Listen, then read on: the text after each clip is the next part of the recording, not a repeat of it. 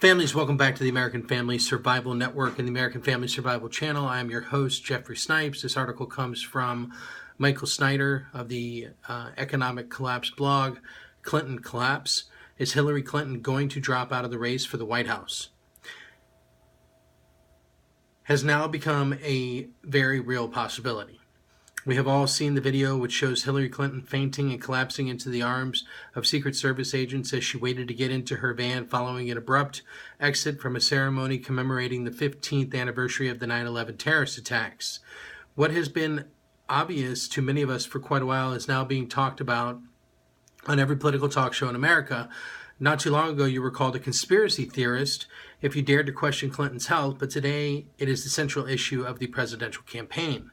With less than 2 months to go until Election Day, all of a sudden we're facing some unprecedented scenarios. Last month, I openly pondered if Clinton's rapidly declining health would allow her to make it to Election Day. And today it is being reported that Democratic operatives are scrambling to figure out who would replace her if she does decide to drop out. That has already been the craziest election. This has already been the craziest election season in modern times, and I have a feeling that it is about to get even crazier. For Clinton, it isn't just the fact that she collapsed in public that has her in trouble. An even bigger issue is the fact that her campaign willingly chose to lie about her health status, and this even has many Democrats up in arms.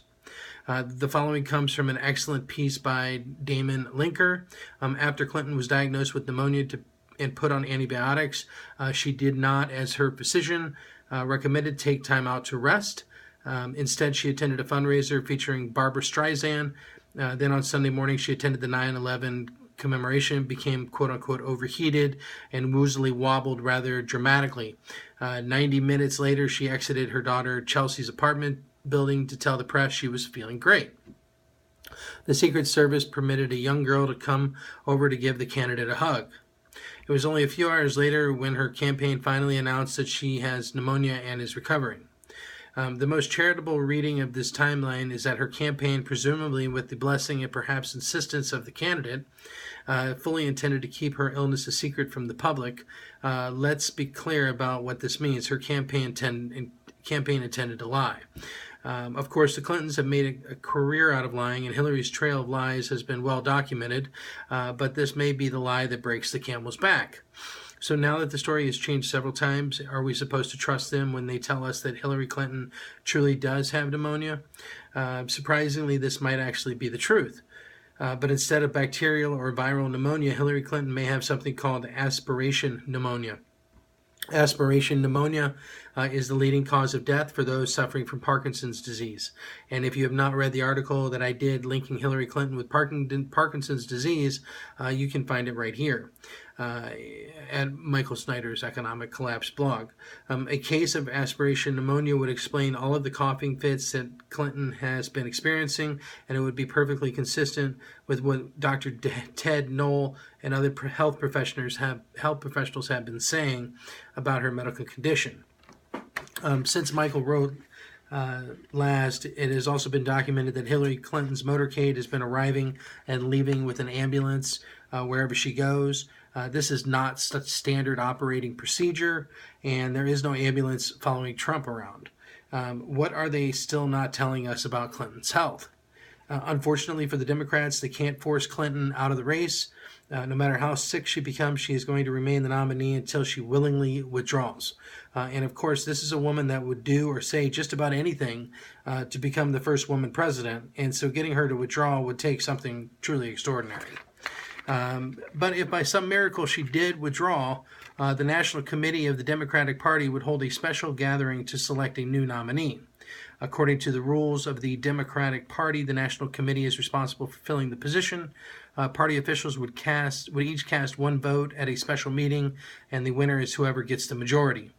No special consideration would be given to Tim Kaine, the current vice presidential candidate, or Bernie Sanders, Mrs. Clinton's closest rival in the race to secure the Democratic nomination.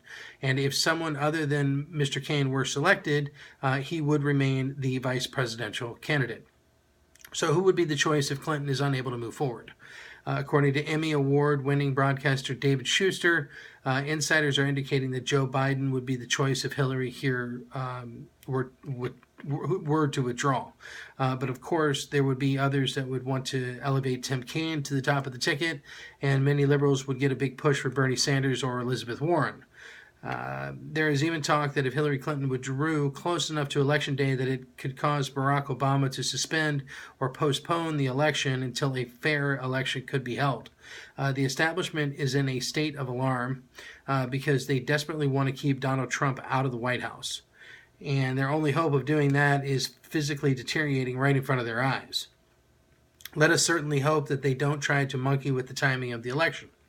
But if that is what they felt they had to do in order to defeat Trump, I have no doubt that they would try to make that move.